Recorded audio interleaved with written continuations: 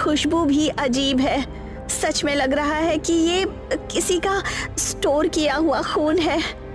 ज्यादा सोचोगी तो खाने का मजा नहीं आएगा।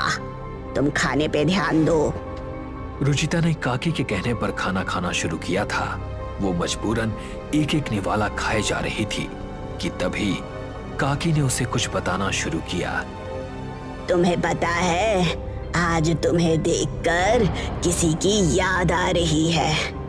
एक लड़की थी, बिल्कुल तुम्हारे जैसी, दिखने में सुंदर, गोरी। उसे भी चिकन पसंद नहीं था, हमेशा नाटक करती थी। एक दिन उसे भी कुछ काम की वजह से देर हुई आने में। फिर क्या, तब मैं नहीं रहती थी यहाँ, कोई और था। रामू था यहाँ पर।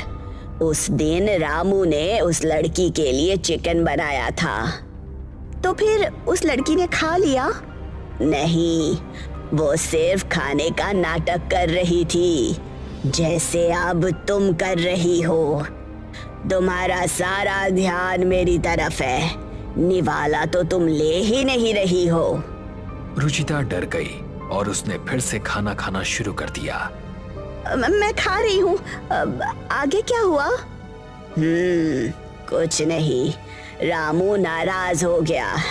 उसने खास उसी के लिए चिकन बनाया था, और वो थी जिसे रामू के मेहनत और प्यार की कदर ही नहीं थी। प्यार? हाँ, रामू प्यार करता था उससे, लेकिन क्या करता, वो ठहरी बड़ी घर की लड़की और रामू नौकर। काफी परेशान रहता था वो उसके चक्कर में।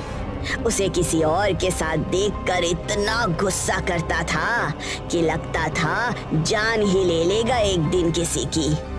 क्या? हाँ। फिर क्या, उसने जैसे तैसे चिकन खाना शुरू किया, और कुछ करती भी क्या, रामू उसके सामने ही तो बैठा था। फिर वो एक एक निवाला लेने लगी और अचानक चिल्लाने लगी। क्या? क्यों? उसका कहना था कि वो चिकन नहीं था, किसी इंसान का मांस था। क्या? ये सुनकर रुचिता के रोंगटे खड़े हो गए। उसे कुछ समझ में नहीं आ रहा था। वो बस अपने हाथ थाली में यहाँ वहाँ घुमा रही थी, जिससे ऐसा लगे कि वो खाना खाने वाली है। अरे तुम तो डर गई।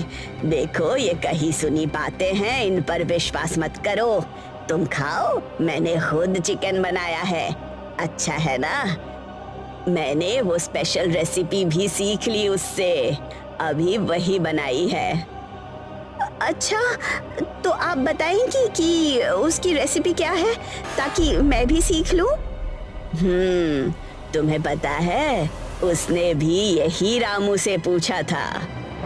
तो फिर रामू ने कुछ बताया? नहीं, उससे गुस्सा आया। उन दोनों में झगड़े हुए बहुत। रामू काफी गुस्से में था। उसने दूसरे दिन से ये काम करना छोड़ दिया। फिर मैं आ गई यहाँ पर। बेचारा रामू। तुम्हें पता है, रामू ने बताया था उस दिन उस लड़की ने खामखा बखेरा खड़ा कर दिया था। बेचारी की सगाई हुई थी कुछ दिन पहले। हाथ में बड़ी डायमंड की रिंग थी उसके। रामू ने देखी थी, पर उसने सब बर्बाद कर दिया। रुचिता सोच में पड़ गई कि तभी उसे अपनी थाली में कुछ ठोस महसूस हुआ, तो देखा कि वो एक डायमंड रिंग थी। रुचिता की आंखें फटी की फटी रह गई। उसे पता चल चुका था कि उसे क्या खिलाया गया था, क्योंकि वो उस लड़की का मांस खा रही थी, जिसकी कहानी काकी उसे सुना रही थी। मेरा हो गया, मैं हाथ धोकर आती हूँ। वो उठकर हाथ धोने के लिए आगे बढ़ ही रही थी कि तभी उसे एक वॉइस मैसेज आता है। रुचिता बेटा, कैंटीन में रात को मत जाना। कहा जाता है वो किसी का साया है।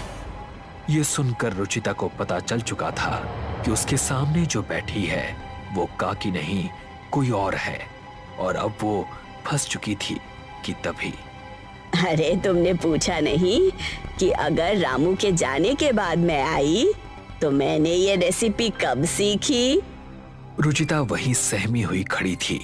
उसे पता चल चुका था कि अब वो भाग नहीं सकती। उसने हिम्मत जुटाकर पीछे देखा तो वहां एक अनजान आदमी खड़ा था। उसका शरीर खून से लथपथ था। चेहरे पर एक अजीब सी मुस्कुराहट थी। उसके हाथ में कुल्हाड़ी थी और वो भी खून से भरी। रुचिता इससे पहले कि कुछ कह पाती, उस आदमी ने रुचिता पर हमला करके उसके 2 टुकड़े कर दिए। अगले दिन कैंटीन शुरू होता है, लेकिन वहां रात की घटना के कोई निशान नहीं थे, मानो जैसे वहां कभी कुछ हुआ ही ना हो। लेकिन उस रात के बाद से रुचिता कॉलेज से मिसिंग थी। पुलिस ने उसे ढूंढा पर उन्हें कोई सुराग नहीं मिला। केस बंद हो गया। सेंट जोन्स शहर का जाना माना मेडिकल कॉलेज था।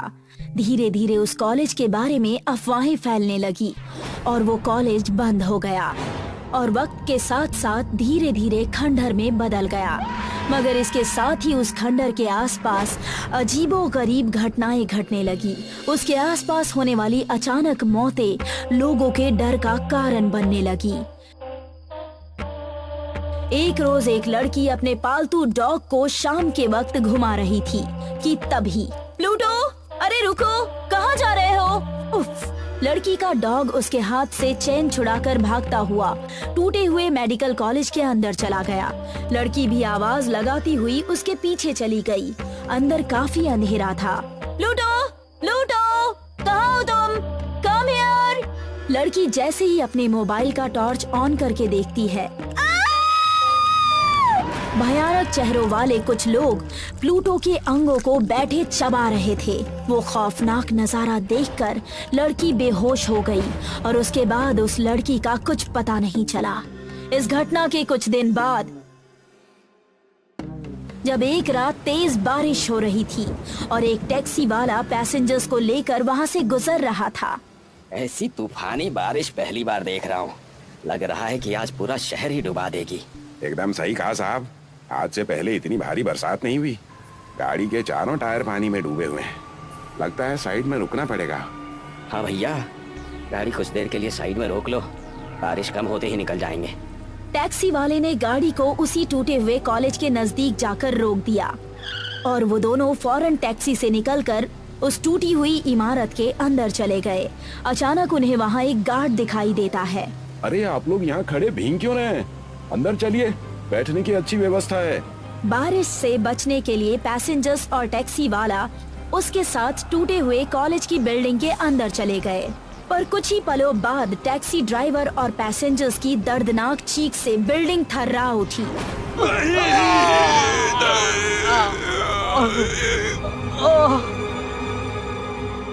समय के साथ धीरे धीरे लोगों के गायब होने की घटनाएं बढ़ने लगी।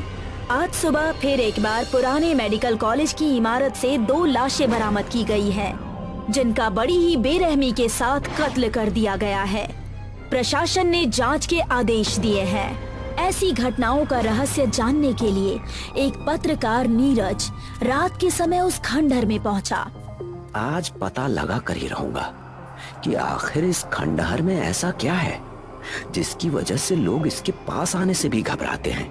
टॉर्च की रोशनी मारता खंडहर में दाखिल हो गया कि तभी किसी की आवाज ने उसे चौंका दिया। ठहरो, कहाँ जा रहे हो? अरे ये आवाज कैसी? इतनी रात गए मेरे सिवा यहाँ और कौन हो सकता है? नीरज ने पीछे पलटकर देखा।